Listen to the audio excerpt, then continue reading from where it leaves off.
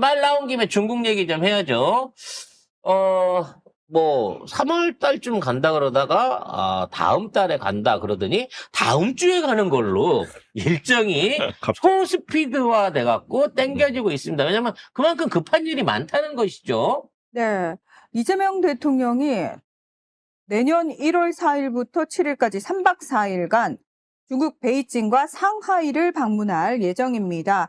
4일부터 6일까지는 시진핑 중국 국가주석과 정상회담 및 국빈 만찬을 베이징에서 하고요. 6일에서 7일 상하이 대한민국 임시정부 청사를 방문할 예정입니다. 저는 이게 보통 정상회담 일정을 할 때, 정상회담 간에 중요한 의제가 있으면 3, 4일 동안을 어찌됐거나 뭐 1, 2차 회담 이런 식으로 끌고 가는 게 있는데, 이번 일정에 상하이 방문이 여기가 끼어 있어. 따로 딱 절반으로 나눠져 갖고 끼어 있습니다.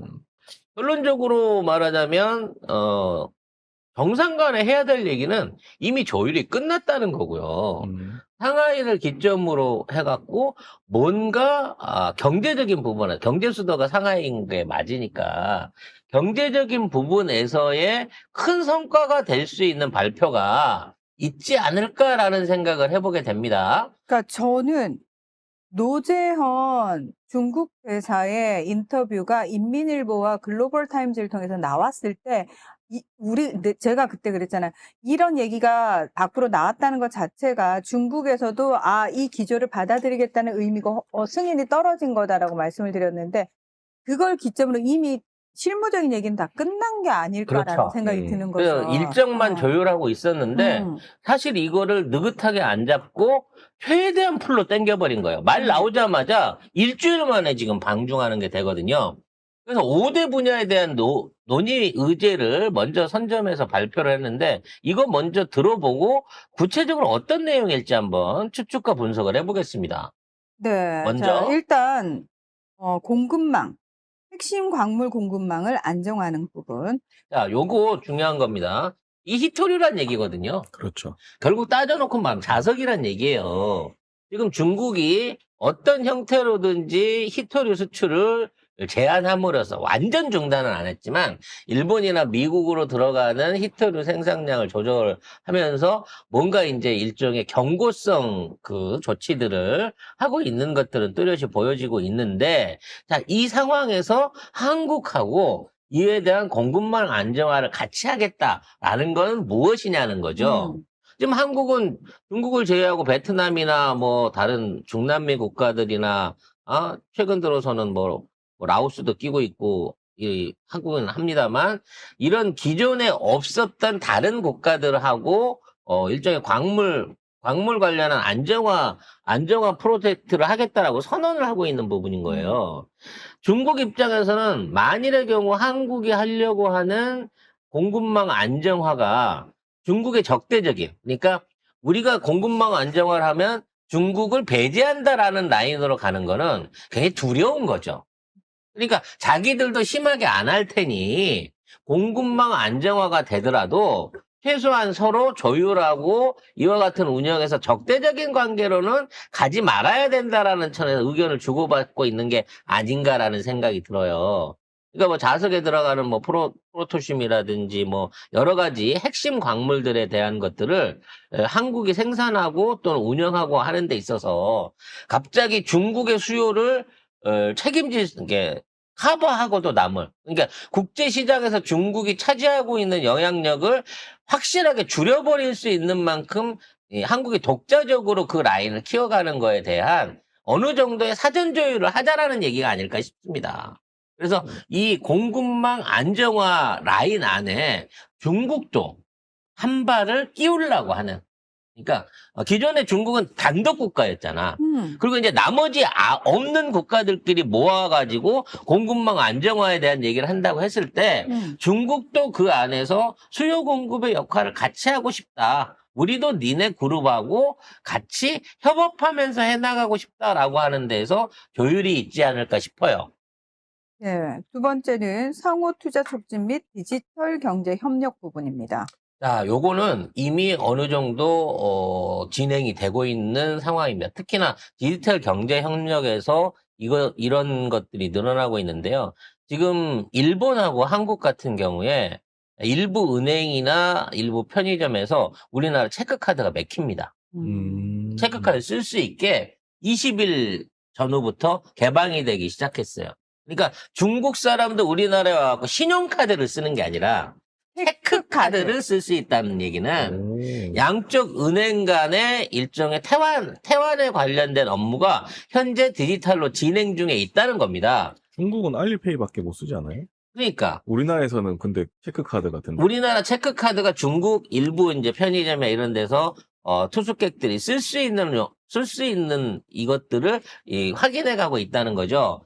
특히 일본하고는 이미 이제 20일부터 그게 본격적으로 쓰여지기 시작했어요. 일본하고 우리하고 1년에 주고받는 관광객이 약 1,200만 원, 1,400만 원 정도 되기 때문에 그 안에서만 뭐 최대 4조 원 이상의 그 일종의 통화사업부 효과가 나올 거다라는 기대도 있습니다만, 그건 뭐 우리나라 사람들이 얼마나 돈을 쓸지 그건 모르겠고, 일본 애들이 와서 많이 쓰면 뭐 가능한 부분이겠죠. 근데 중국하고도 이와 같은 페이의 연동에 관련된 협약과 실시가 지금 시작되고 있습니다. 그래서 알리페이가 네이버 페이하고 묶여지거나 또는 카카오페이가 위챗페이하고 묶여진 상황으로 우리가 똑같은 그쪽 가맹점에서 이러한 돈들을 쓸 수 있는 아마 그러한 개방이 내년 연초에 중국에서도 가능해질 것으로 보여집니다. 그리고 가장 중요한 거는 이제 앞으로 중국과 한국과 일본의 무역 교류에 있어서 그동안 신용장이라고 하는 거를 발부를 했을 때 이게 달러 기반 신용장이었어요. 그래서 이 달러 기반 신용장의 문제는 미국에 있는 뉴욕에 있는 그 달러 그 교환소를 거쳐야 되기 때문에 보통 이게 승인을 받고 결제가 되는데 10일에서 14일 정도가 걸렸다는 거죠. 와, 오래 걸리네요. 요 절차를 배제하고 다이렉트로 양쪽에서 이러한 그 무역 결제가 이루어질 수 있는 시스템도 이번에 아마 유지가 될 것으로 보입니다. 그리고 우리나라 제조업들의 중국 진출, 그리고 중국에 있는 업체들의 한국 기업에 대한 투자에 대한 개방도 이번에 같이 협의 중이라고 하는데 이번에 비즈니스 포럼을 한다고 해가지고 그룹 총수들 다 갑니다. 4대 그룹 총수 가고 경제사절단이 200여 명 규모로 가는데 뭐 이재용, 최태원, 정의선, 구광모 이렇게 다 가고 상당한 보따리를 지금 GS, 포스코, LS, CJ 이렇게 가고 게임회사 뭐 크래프톤, 뭐 SM 엔터테인먼트, SM 왜 가? 뭐 이런 사람들도 가고 패션도 가고요. 이렇게 해가지고 한중 비즈니스 포럼을 코트라 주관으로 연다고 합니다. 그러니까 사실상에 이게 이제 한한령의 해제라고 보이는 게 그러네. 게임부터 시작해서 각종 엔터테인먼트, 패션, 그리고 아까 말한 화장품, 패션 이런 것도 들어있는 거고요. 포스코가 좀 특이해요. 포스코가 가네 진짜. 왜냐면 지금 일본이 중국이랑 합작해가지고 이 중국에서 최대 조선소를 꾸리고 있는데 지금 조선소가 철강사를 운영하고 있는데 지금 기술적인 부분 안에 제품 품질 면에서 엄청나게 많은 크레임을 받고 있다고 합니다. 이게 일본 기술을 받아갖고 제철소를 지었는데 거기서 생산되는 강제나 철제의 성능이 부족하다라고 하는 일종의 컴플레인들이 나오고 있어요.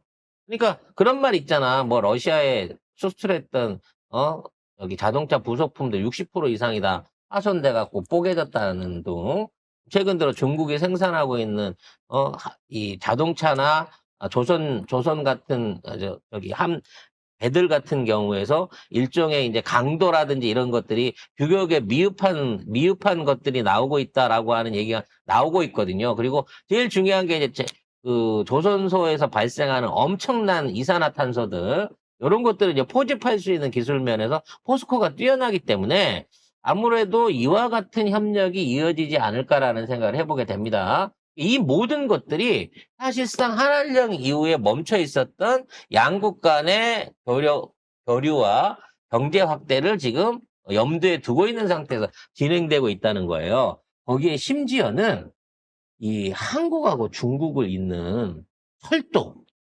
직항 철도에 대한 얘기도 이번에 야. 같이 진행을 한다고 합니다. 이건 좀 신기하다. 만일 이게 된다고 하면 이건 무조건 고속철인 거고요. 근데 평양은 그냥 지나가요? 이게 평양을 지나가긴 하지만 날아가진 않잖아요. 무정차로. 무정차가 됐든 뭐가 됐든지 간에 베이징까지 갈 수 있는 철길이 열리는 거고요. 중간중간에 어떠한 형태로든지 이 승객이라든지 화물의 이송에 있어서 북한이 그만한 이 제공료라 그러나요? 서비스 비용을 받을 수밖에 없는 구조가 되는 겁니다. 왜 러시아 가스관도 유럽 국가 지날 때 수수료 내잖아요. 그 그렇죠. 수수료 수입이 짭짤하거든요. 북한 입장에서는 그냥 철길 깔아주고 지나가는 통행료 받는 거 굉장히 짭짤하거든요. 이게 정동영 통일부 장관이 지난 12월 19일에 업무 보고에서 얘기를 한 건데. 그래서 그 원한에 넘친 대하 TI가 꿈틀꿈틀하고 있는 겁니다, 내 여러분. 대하 TI. 내 대하 TI. 네. 근데 아무튼 어쨌든 베이징까지만 가면 중국은 또 유럽까지 연결이 돼 있잖아요. 그렇죠. 철도가. 프랑크푸르트까지 또 철도가 다 연결이 연결돼 돼 있기 있거든요. 때문에 지금 대륙 횡단 열차네. 그렇죠. 네. 러시아 쪽에서 제공하자고 하는 시베리아 철도가 아닌 이 중국이 중국 제공하는 대륙 철도를 통해 가지고 단순하게 중국뿐만 아니라 유럽까지 진출할 수 있는 교두보가 생기는 거고요. 우리나라의 최대 교역 국가가 중국 아닙니까, 사실은. 네. 이 철도 물류가 정상적으로 움직이기만 한다고 하더라도 이 안에서 발생하는 산업 시너지 효과는, 유통 시너지 효과는 정말 뭐라 말할 수 없는 어마어마한 효과가 생기는 거예요. 이게 윤석열 정부 때문에 지난 3년 동안 입도 뻥끗 안 되던 게 지금 실현 단계로 가고 있는 겁니다. 그래서 뭐 서울이나 부산부터 출발을 해서 평양으로 가서 평양까지는 이제 무정차로 그냥 쭉 갑니다. 그래서 뭐 신의주, 그다음에 단둥, 베이징 여기 보시면은 여기 무정차 통행 요까지는 근데 우리가 아직 그 남북 관계가 안 돼 있는 상황에서 일일이 저기 들여서 뭐 내려놓진 않겠지만 남북 관계가 개선되면 저기다 역 하나 더 세우는 건 그게 큰 문제는 아니잖아요. 그렇죠. 문제는 이 철도 노선이 부지부터 이 건설 계획이 다 돼 있다는 거예요, 이미. 근데 이제 유엔 안보리 대북 제재 완화나 면제가 좀 필요하고 북한과 미국 관련해가지고 좀 협의가 필요하겠죠. 네, 그리고 트럼프가 뭐 하자고 일단 해야 북한이 또 오케이를 하겠지. 뭐 그렇게 되면. 트럼프 입장에서도 나쁠 게 없죠. 그래서 진짜 이게 진지하게 빨리 이루어진다고만 하면 진짜 대륙 횡단을 통한 새로운 무역로와 무역영토가 열리는 겁니다. 이게 왜 중국이 서두르냐면 왠지 한국이 러시아하고 함께 이 북극 항로를 빨리 열 것 같거든요. 그럼 북극 항로를 열어버리면 중국 입장에서는 그 수혜에서 완전히 배제되는 거기 때문에 만일에 북극 항로를 중국이 이용할 길이 있다 그러면 어디서 이거를 실어야 되겠어요, 짐을.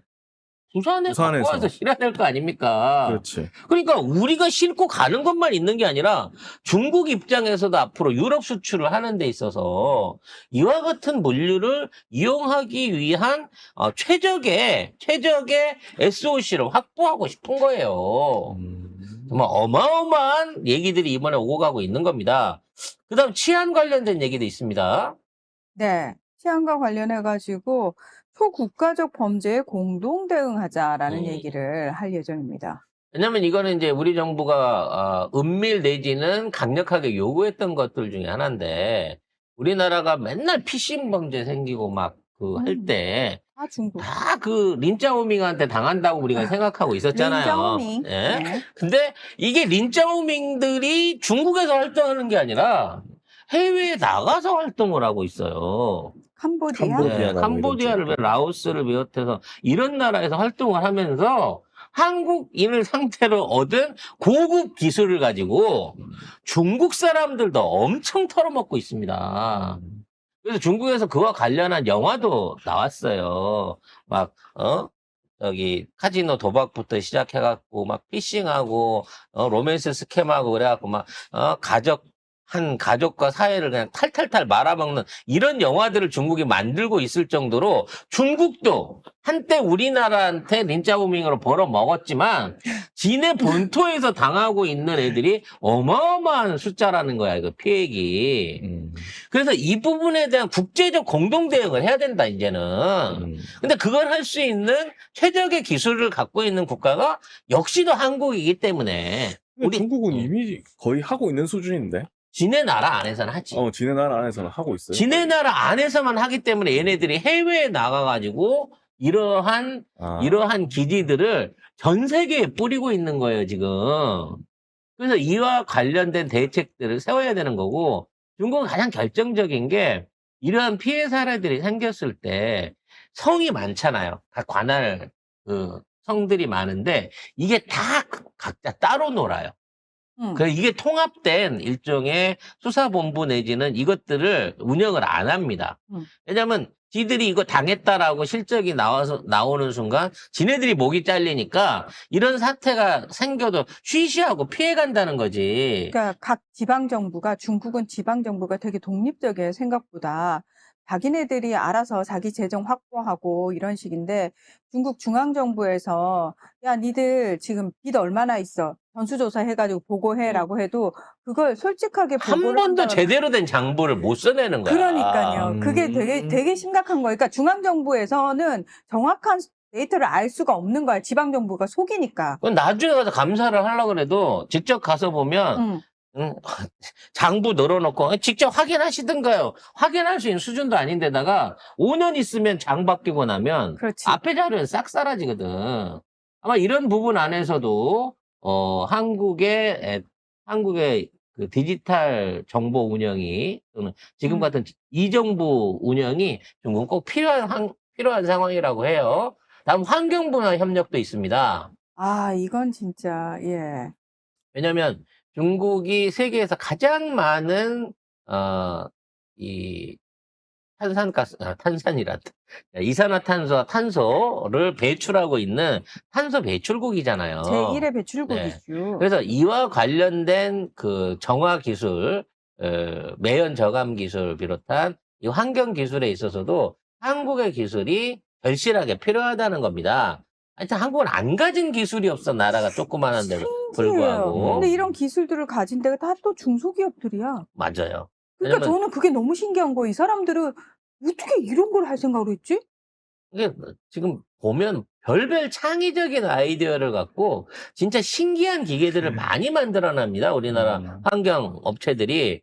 근데 이거를 대기업들이 돈이 드니까 제대로 안 써주고, 그렇죠. 쉽게 말해서 이걸 이렇게 정치를 하면 100억이 들지만 저감률은 뭐 1%대로 떨어집니다. 그러면 한 20억 드리고 한 10% 저감하는 걸로 갑시다. 요런 식으로 지금 뭐 운영되기 때문에 우리 기술들이 좀 부족한 부분이 있는데, 우리는 폐유 처리부터 시작해갖고 딴 나라에서 못하는 폐유 처리에서부터 방사능 오염 추출까지도 전부 다 해결할 수 있는 기술들을 국내 기업들은 다 갖추고 있기 때문에 오히려 이 환경 시장이 열리게 됐을 때 우리나라보다 훨씬 큰 중국 시장 안에서 활약을 하게 되면 우리나라에 들어가는 방제 비용도 같이 떨어질 수 있을 것으로 보여주고 있습니다. 중국이 뭐 급하네. 많이 급하지. 많이 급하네, 진짜. 제일 중요한 건 AI가 급한 거거든요.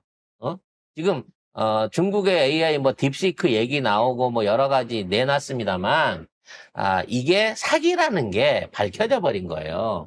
이게 무슨 사기냐면, 쉽게 말해서 뭔가 고밀도로 만들어진 집적된 컴퓨터나 이러한 회로를 쓴 게 아니라 정렬로, 쉽게 말해서 우리 PC만한 거 하나면 해결할 걸 갖다가 큼지막한 캐비넷 같은 거 20대, 30대를 연결해가지고 그런 방식으로 지금 AI를 무리해서 돌려온 거예요. 그러니까 양으로 승부한 거죠. 그렇지. 질적으로 우리는 뭔가 질적 변화를 이뤄냈나 이러고 전 세계가 깜짝 놀랐는데 알고 봤더니 양으로 때린 거예요. 그래서 컴퓨터 한 대만 될 걸 30대를 연결해갖고 쓰면서 우리가 지금 하고 있다라고 얘기를 하지만 그게 결국은 비용 면에서 상대가 안 되는 거고 못 이기는 거거든. 중국에서만 가능한 거.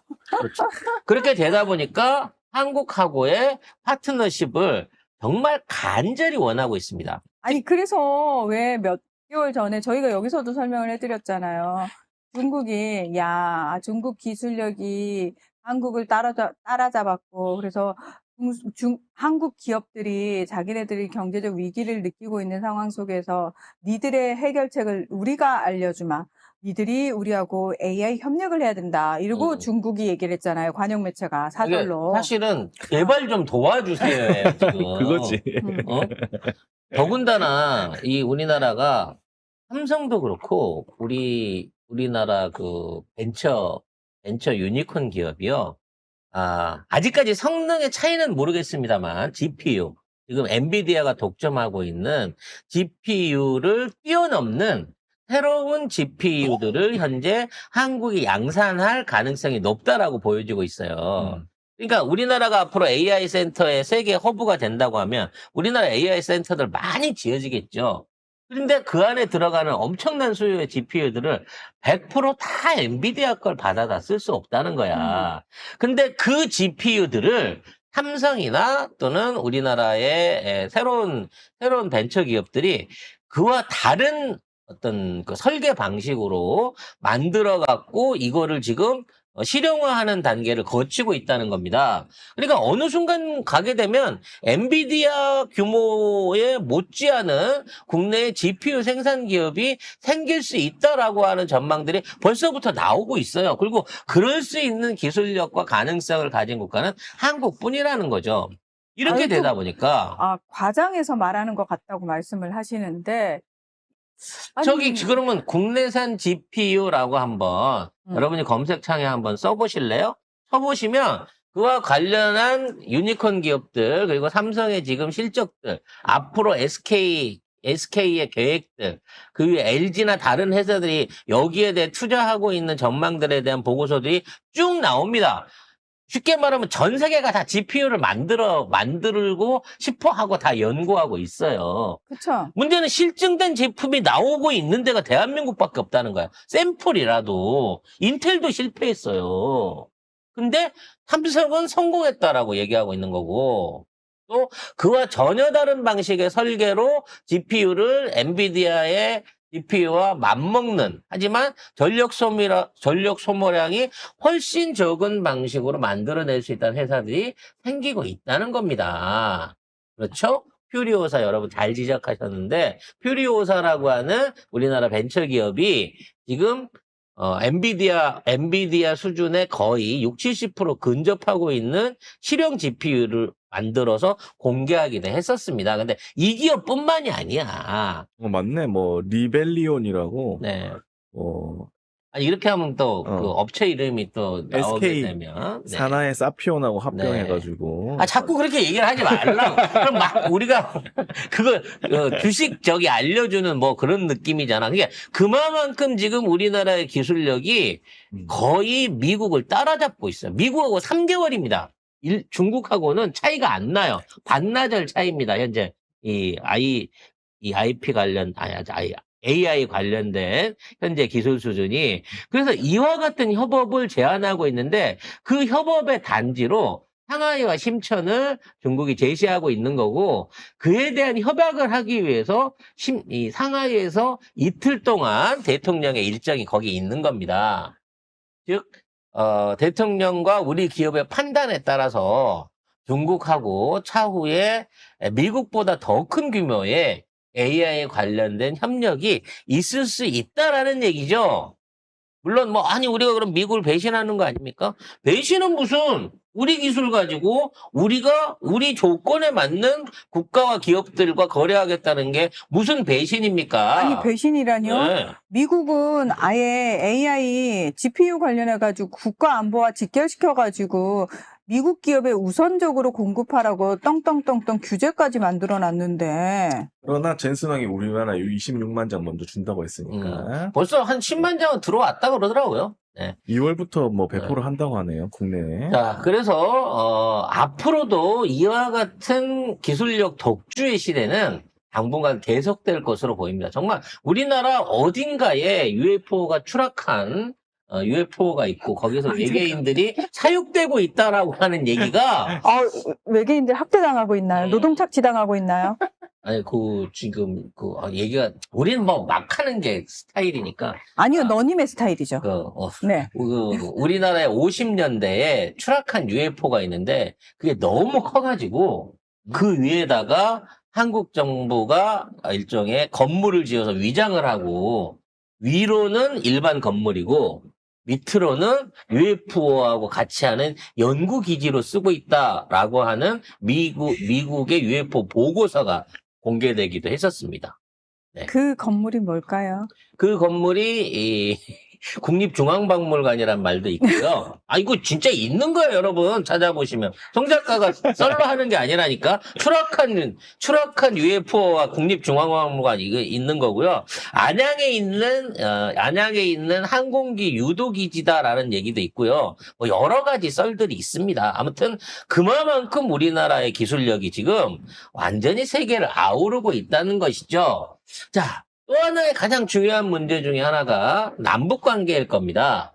지금 이번에 이제 철도 이거 들어가게 되면 사실상 북한의 영토가 열리는 거잖아요. 그렇죠. 예. 그리고 합법적인 통행과 운행이 가능하게 되는 진짜 역사적인 회담이 일어나는데 이게 우리가 먼저 북한에 요청한다 그러면 막 여러 가지 조건을 댈 건데 진핑이 형이 정은이한테 전화해서 우리 곧 철도 지나다닐 거니까 니네들 내가 수수료 떼줄 테니까 협조 잘해라. 공사하는데 협조 잘하고 그 주변에 쓰레기 좀 치우고 이렇게 하면 이게 금방 이게 우리나라가 겁나게 철도를 또 빨리 놓는 나라잖아. 뭐든 빠르니까. 네. 잘 되면 내년 하반기나 내후년 상반기에는 상업 운행이 가능할 수 있다라는 얘기가 지금 이미 나오고 있어요. 그렇기 때문에 이 철도를 통해서 만들어지는 GDP가 6천조 원이라는 거야, 시장. 여러분 상상해 가요? 6천조 원. 이 철도를 통해서 앞으로 만들어지는 교통망 연결이 만들어낼 수 있는 경제권역이 이렇게 크다고. 그래서 뭐 서울에서 베이징 가면은 5시간 40분 걸리고 요금이 한 15만 2,200원인데 항공권보다 뭐 한 반값이 싸다. 뭐 그거 안전하잖아. 기후에 상관없이 보낼 수 있는 거고 화물을 실어 보낸다고 생각했을 때 얼마나 많은 화물들이 이 중국으로 들어갈 수 있겠냐고요. 이 사업은 진짜 뭐 국운을 걸고서라도 빠르게 성사시켜야 될 사업인 겁니다. ETX 서울 베이징 간 고속철도 추진 계획. 요거 이번에 확실하게 확정 지어져서 발표가 있었으면 좋겠습니다. 이거 하면은 이거 타고 이제 유튜브 찍는 사람 많아지겠네. 응? 밖에 북한 봅니다 이러면서 유튜브 보면서 이렇게. 왜 우리도 그거 타고 가면서 생방해 라이브. 그럽시다. 우리가 타게 되면 반드시 1호선에 타가지고 근데 창문 다 닫고 막 못 보게 하는 건 아니겠지. 그렇겠지. 아니야. 그렇게까지? 창문 정도는 열어줄 거야. 이게 아니야. 내가 봤을 때 통창 정도로 해놓고 밖에 북한 주민들이 접근하지 못하도록 보지 못하도록 내가 봤을 때는 뭔가 철책선을 세운다든지 이런 식으로 통제를 하겠죠. 가림막을 할래나? 네. 아무튼 이런 의미 있는 사업들을 진행할 거고요. 이와 관련해서 북한의 개방, 비핵화에 대한 경제적인 압력들이 직접적으로 들어가게 될 겁니다. 그리고 늘 말씀드리지만 이번 한미 FTA 2차가 완성이 되게 되면 이제 북한에서 생산되는 어떠한 물건들 또는 일반적인 1차 가공품들도 한국이 자본을 투자해가지고 쉽게 말해서 한국이 가서 북한의 철광석을 사. 그래서 그걸 갖고 중국에다 내다 팔면 제재에 걸리지 않는 방식으로 운영할 수 있게끔 북한을 대신해서 북한의 경제를 우리가 세계 시장에다 내놔줄 수 있다니까. 이와 같은 큰 변화가 서로 좋은 거니까. 다음 주에 이재명 대통령의 방중으로 논의가 될 거라는 겁니다. 나 이 생각으로 하면 이 계산서를 두들려 놓고 보면 벌써 대한민국 경제가 2배로 커진 것 같은 그런 느낌인 거예요. 6천조면 중국만한 거래처가 6개, 미국만한 거래처가 6개가 더 생기는 겁니다, 매년. 와, 근데 이재명 대통령 국빈 방문하시는데 외대 학생들도 간대는데? 이것도 뭔가 의미가 있는 것 같아요. 한국외대 국제학부 네. 교수와 학생 등 16명이 같이 예, 중국에 간다고 저는 합니다. 이게 한국과 중국 간의 인적 교류를 대비해가지고 양쪽에서 교환학생 내지는 양쪽의 어학이라든지 필요한 인재 양성을 위한 교육 코스 같은 것들을 중장기적으로 구상하고 있는 게 아니냐라는 생각도 들고요. 한국의 이러닝이, 중국은 이미 이러닝이 완성이 돼 있습니다. 그런 상업 업체들이 많은데 한국의 이러닝을 통해 가지고 중국 안에서 한국말을 검증해서 한국어 자격증을 따거나 또는 그와 관련된 직무 교육을 받을 수 있는 방향으로 뭔가 준비가 이루어지지 않을까 이런 기대도 해볼 수 있습니다. 외대가 원래 뭐 좋은 학교니까. 아이고 또 갑자기 헛된 생각이 나셨어요. 아무튼 아니, 중요한 건 윤석열과 달리 이재명 대통령이 수행하는 일정들과 따라가는 사람들은요 허투루 놀러 따라가거나 쇼핑 가방 못지 하려고 따라가는 사람이 없다는 거예요. 그럴 수가 없죠. 다 일하러 간다고 하는 겁니다. 이래서 대통령을 잘 뽑아야 되는 겁니다. 서울대는 중국어과가 없지 않아요? 어학과는 외대만 있고요. 다른 데는 뭐 교육과가 중문, 있죠. 중어, 그런 식으로. 중문 교육과 문학과 막 이런 이렇게가 식으로. 있지. 어학과는 이제 외대밖에 없는 걸로 알고 있습니다. 그래서 뭔가 이제 요즘 번역기 좋은데 굳이 어학이 필요할까라도 생각할 수 있겠습니다만 중요한 거는 대학교에서 배운들 또 러시아를 10개월 갔다 온들 못하잖아. 그래도 전공이 푸틴이랑 그쪽이 동문이잖아. 아니 그거 왜 뭐 내세울 게 아무것도 없대. 러시아어를 몰라요. 못해요. 우리가 좀 더 성장하면 푸틴 동문이라 그래서 인터뷰 시켜서 보낼지도 몰라요. 네. 자, 아무튼 이와 같은 큰 변화와 목적을 가지고 대통령은 방중을 준비하고 있다. 뭐 무슨 행사에 참여하고 열병식을 본다든지 이런 거를 하러 가는 게 아니라는 점을 우리 국민들과 시청자들이 좀 많이 좀 아셨으면 좋겠어요. 그리고 이걸로 해서 걷어들일 그 어마어마한 보따리들 마스가를 저리 제껴버려도 될 정도의 엄청난 실용적인 보따리들에 대해서 방중 기간 내내 그리고 방중이 이후에 이뤄갈수록 순방 전문 방송 송작가 TV가 국분천 방송을 할 계획이 널려 있다라는 생각에서 너무 흐뭇하기도 합니다.